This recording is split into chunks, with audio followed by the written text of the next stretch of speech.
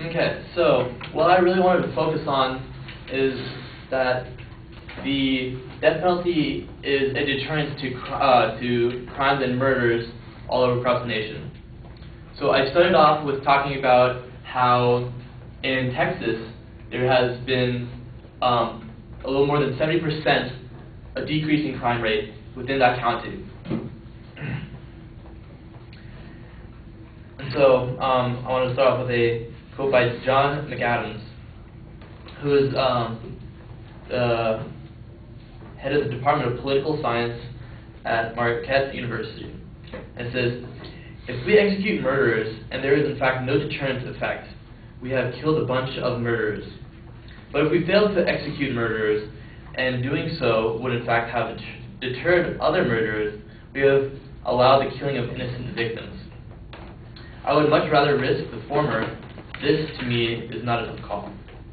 So it does not require an expert to figure this out. It's common sense. To restate it, even if it does not deter anyone from committing more crimes, at least we have less murders to worry about committing the same crime again.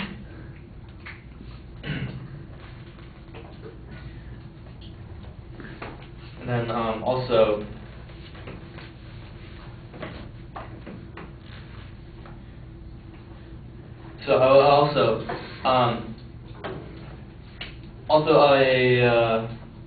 a quote from the Death Penalty Moral Defense by Casey Carmichael.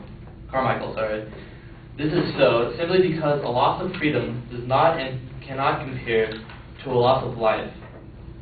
If the punishment for theft is imprisonment, then the punishment for murder must be exponentially more severe, because human life is infinitely more valuable than any material items.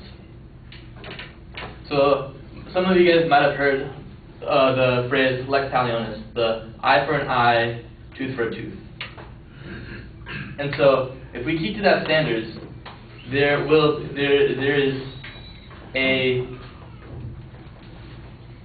it reflects on our community and on how much crime that is happening within the United States.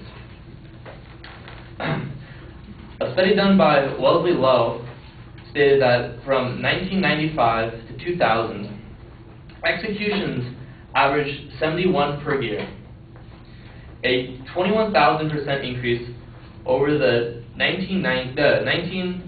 between the years 1966 and 1980 period.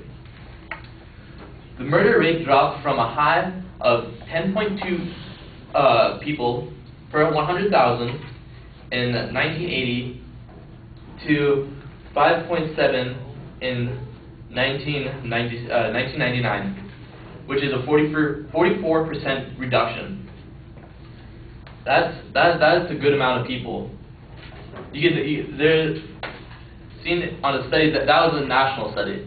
So it's not only in Texas where there's a high crime rate, but also where there's a high execution rate, but it can be applied to the whole United States.